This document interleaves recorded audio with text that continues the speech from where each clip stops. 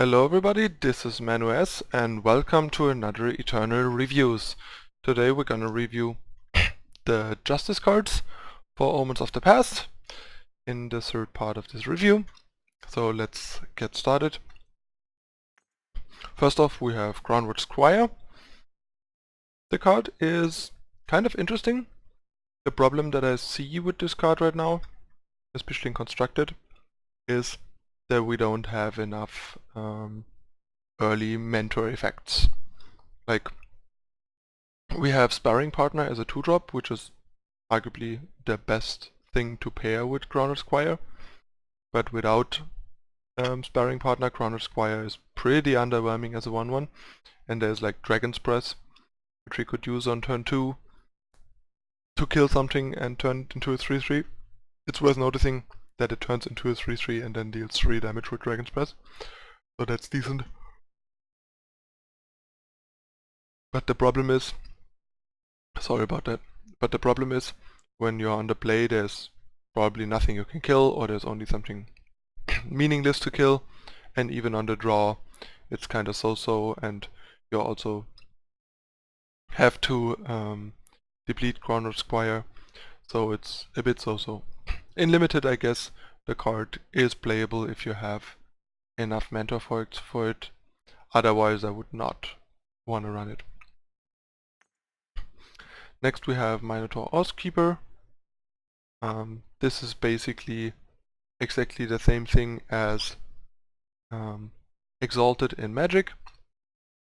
So this is basically a 1-1 Exalted, which means a 1-1 that when we attack with a single unit, this unit gets +1/+1 for this turn.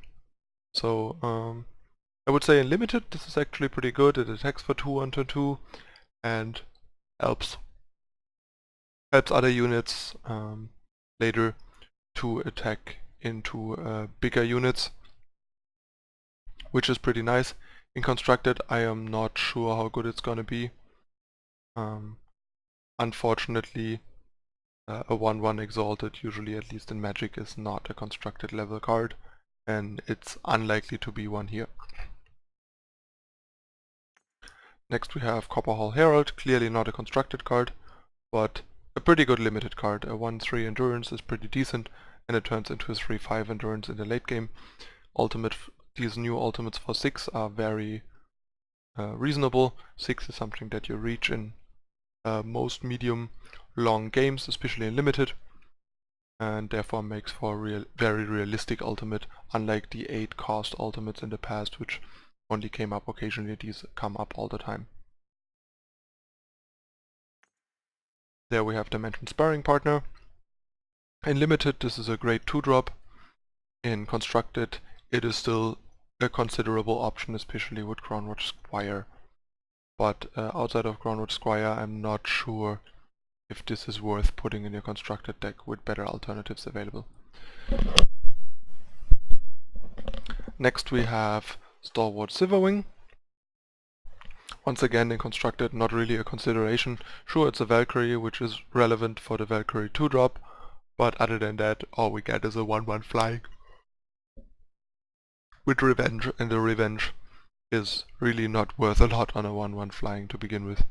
In Limited this card can be okay, but honestly I don't have high expectations or a high opinion of it in Limited either, since a 1-1 flyer for 2 is just too low impact, Revenge or not.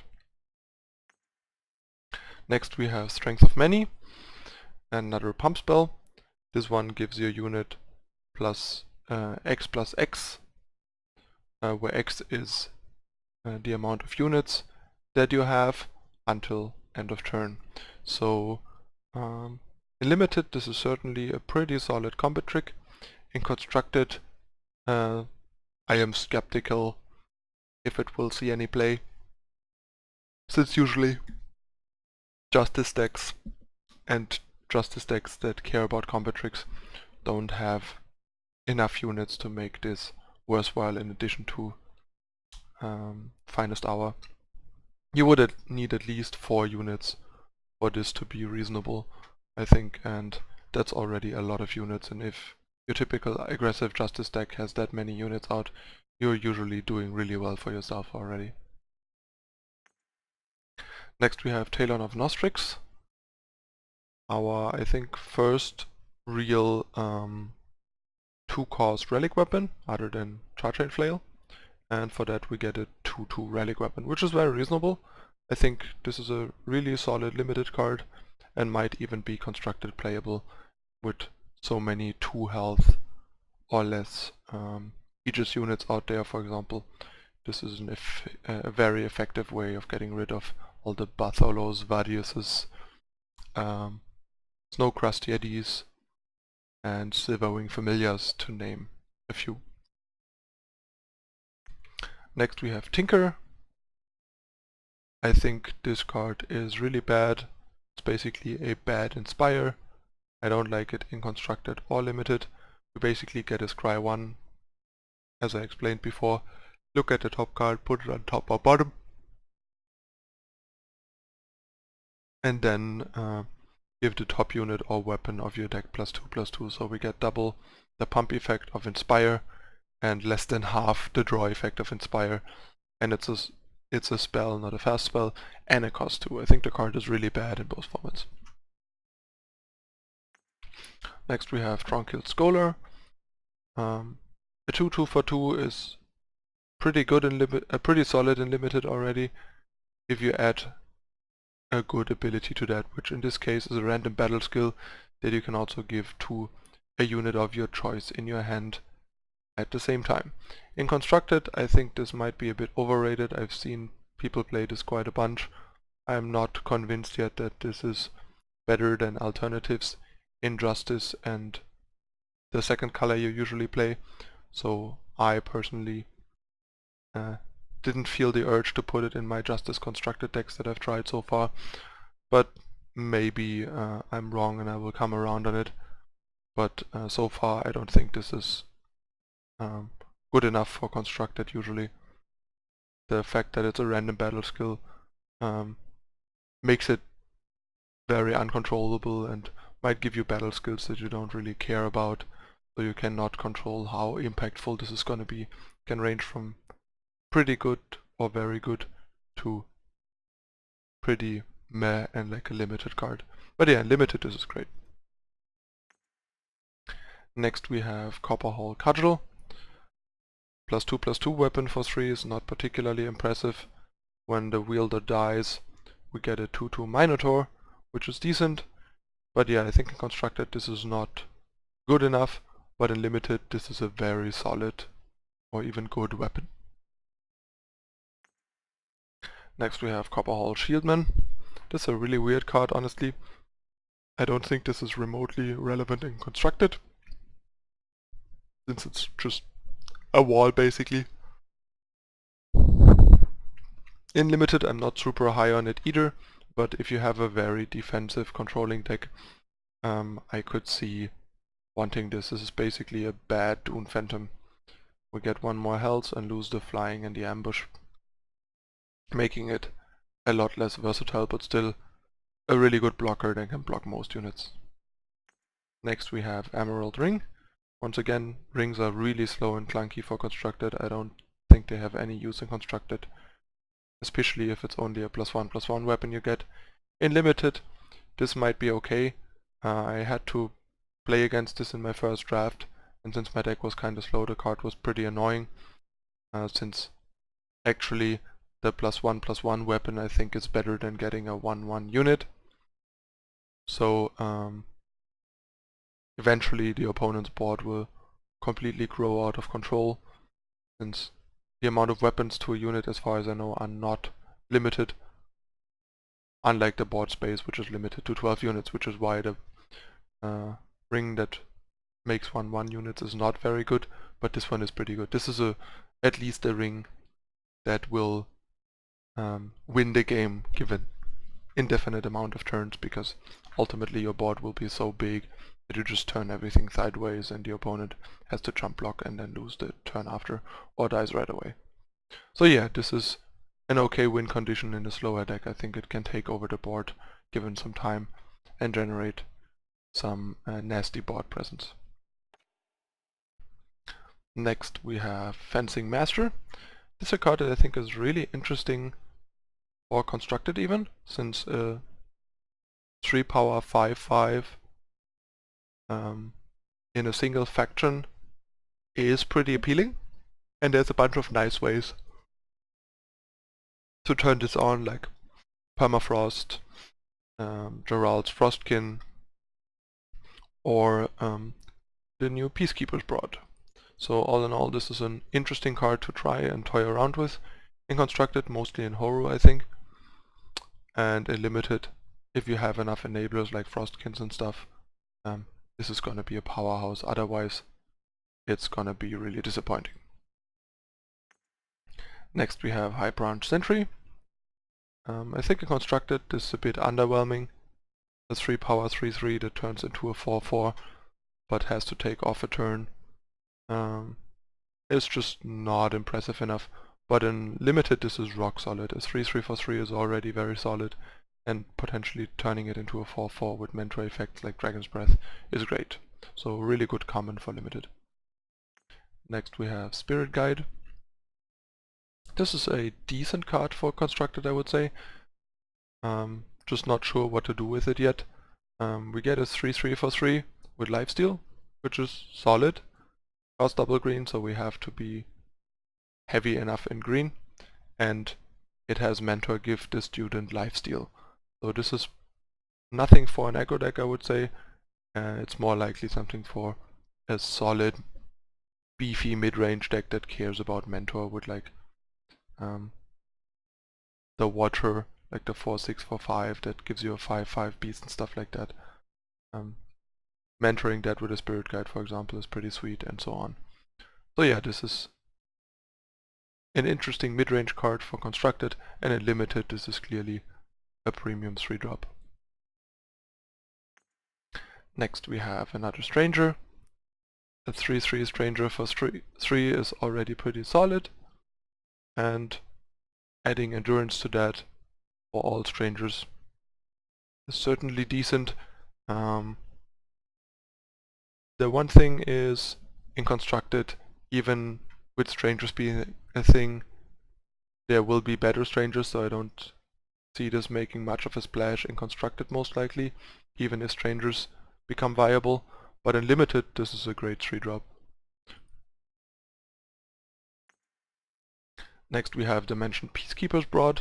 This is basically the new competition for Hammer of Might, except that you have to be super heavy in Justice. Triple Justice, as you can see, but instead of a 3/3 weapon that gives us Warcry 3 for a turn, we get a 3/2 weapon that stuns an enemy unit, so basically Gerald's Frostkin in weapon form, which is arguably better because this 3/2 stats can attack right away. This card is really interesting, and like I said, goes really well with Fencing Master, and might be interesting for like a aggressive tempo-y horror deck. Next we have, oh, and obviously in Limited this card is close to a bomb, like a premium card at least. Next we have Rebel Rouser, basically a bad Groundwork Cavalry.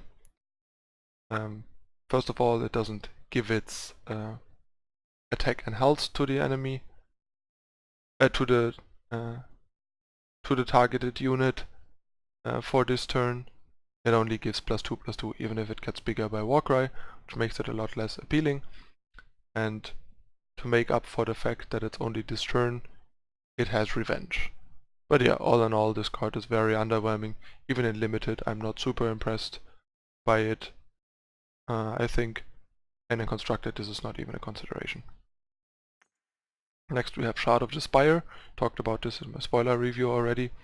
I don't have particularly high hopes for this in Constructed, but I don't know, maybe there's like a defensive mid-range control type deck with a lot of like Lumen Defenders and stuff like that, and Combre Healers. Even though I'm not even sure if Combre Healer turns into a 5/5 because of its buff. Might be that this only works on like the pure body of the healer. I would have to try that.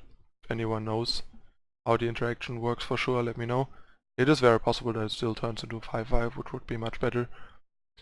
And yeah, to build around this, but that's all I can see for this card right now. And it's kind of slow and only works for cards that you play after, so you want to get it out as fast as possible, so you basically have to skip your first turn to play this and then start playing like 5/5 Lumen Defenders and stuff. But yeah, maybe strong enough to toy around with. And in limited, depends on your deck, I would say.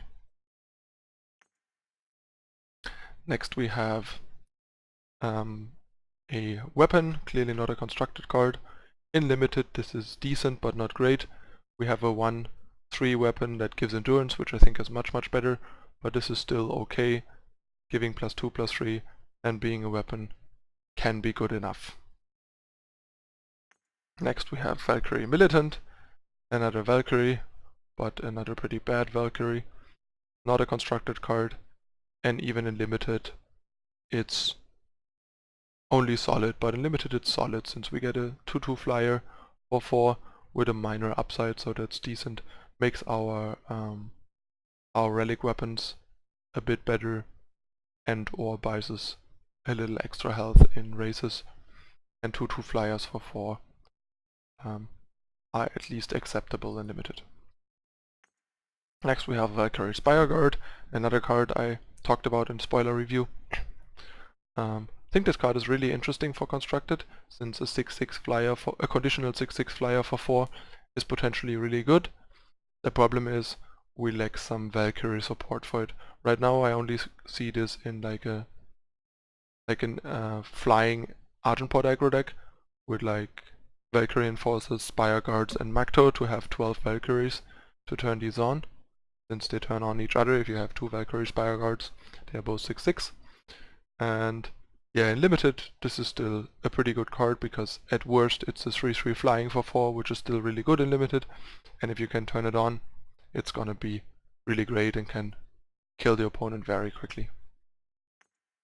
Victor's Cry, kind of an interesting card, might have constructed potential. So far I wouldn't really know what to do with it in constructed. In limited this is clearly really good. It's a really good trick that can kill whatever blocker you need to kill, and the revenge means you can later for free attack for a big chunk of damage or eat their worst unit because they have to jump block. Next we have Groundwork Press Gang. Not particularly impressed and constructed with this. 5 power 3/3, not very impressive even with revenge, and even if it gets you a 1 cost unit from your deck, there's just not powerful enough things to fetch from the deck with the ability, and the fact that you get them in your hand and not in play doesn't help. Like if this would put the 1-drop into play right away, it might be interesting, but the way it is right now I don't think it's constructed relevant at all. In limited it is decent if you have a few good 1-drop options to get, because it's value and it's okay stats for the cost with the revenge and everything. But yeah, nothing to be excited about in limited. Next we have Natal Duelist. Once again, pretty sure not a constructed card, even with the revenge. What we get is Gerald's Frostkin, -1 health plus revenge for 1 power more, which in limited is probably still pretty to really good, but in constructed not appealing, especially for 5. Next we have Scepter of Nobility, another 3/3 relic weapon for 5 that costs only 3 if one of our units is wielding a weapon. So in limited this is a pretty good relic weapon, I think, if you have a couple of weapons to make it cheaper, and in constructed this is not really worth debating. Next we have Aerialists Khopesh. In constructed this is clearly not even worth talking about, and in limited I think it might be okay as a filler, since the flying is only for 1 turn and +3/+3 for 6 is a pretty bad rate. It's about in the same category as the red gun that we had before that gave +3/+3 and dealt 3 damage to the enemy's face. So not a good card, might make it in as a filler if you're desperate. Next we have Hon Grinder. For constructed, a 3/6 for 6 is a bit expensive even if it grows, but in limited this might be a really good card if you have a couple of ways to gain armor and make this bigger. This could grow out of hand quickly. Next we have Prosecutor at Arms, a 6 power 4/4 with Mentor that gives an enemy unit minus attack equal to the student's attack, which clearly is not a constructed card or effect, but makes for a decent limited card. I would say a 4/4 for 6 is pretty meh stats, but the fact that it significantly cripples an enemy unit might just be good enough to make up for them 4/4 for 6 and the mentoring to be good enough to put in your deck at least as a filler. Next we have Roland's Fist, basically the new sword, the Sword of the Sky King equivalent as a weapon rather than a relic weapon. Before we had Augmented Form, which gave +6/+6 and was a fast spell rather than a weapon, and this one basically is +7/+7 for 6 as a weapon, which I think is a lot worth, and it silences all enemy Valkyries, which is very, very niche. So all in all, not impressed by the card. Augmented Form didn't see any play and is much better than this, I think, but it's kind of a cool card and a very flavorful card. And in limited, this is gonna be pretty good, just like Augmented Form, just not as good. Next we have Roosting Owl. A 2/4 flying for 6 is nothing to be impressed by, and the Mentor effect is pretty meh. Top unit of your deck gets the student's attack and health. The fact that it's flying and that it makes the next thing pretty big might make it an okay filler, or like even a bit more than a filler in limited, but yeah, in constructed this is not a card. Next we have Leave a Witness, already been discussed in the spoiler review as well. I think the card is great in both formats. In limited it's an utter bomb, and in constructed it's a really strong and interesting effect that lets you get an advantage on the board and also lets you play more than 4 sweepers in Justice control decks. This is especially nice in decks like Horror midrange or Big Combre to save your best guy, like your Martial Ironthorn or your Sandstorm Titan or your Mystic Ascendant, and wipe everything else. So you can basically bait them into your fatties and then save your best fatty and kill everything else. Next we have Villiers the Broken Wing. I think this is a really bad constructed card. 8/4 flying lifesteal with revenge for 8 and quadruple green. Not impressive. Even in limited, this is a huge cost. Quadruple green is nothing to sneeze at, nor is 8 cost, but at least if you get to drop it, it should usually win you the game. Also 4 health is kind of fragile. But yeah, I think if the opponent doesn't have 1 or 2 removal and or a silence, this guy might quickly run away with the game. But yeah, 8 is a lot even in limited in my opinion. And last but not least, we have Valerie the Linebreaker, another 8-drop Valkyrie, this time a 5/6 flying instead of an 8/4, and the Mentor effect gives you armor equal to the student's health, which is honestly only even worse doing usually if you don't need the unit to attack or block, or if you have a relic weapon that you can enhance with the armor. In constructed, clearly unplayable. Even in limited, a mediocre 8-drop at best. I mean, a 5/6 flying is a pretty good finisher, so if your deck wants an 8-drop, this is gonna make for a solid 8-drop, but more often than not, I wouldn't want an 8-drop in my limited deck. Alright, that concludes the third part of the review with the Justice cards. As usual, let me know in the comments what you think and what where your opinions differ on the cards.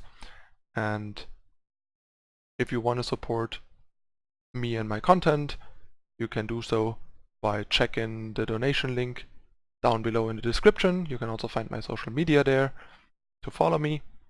And if you found this interesting, entertaining, and or helpful, please consider liking and subscribing to the channel to help it grow and reach more people.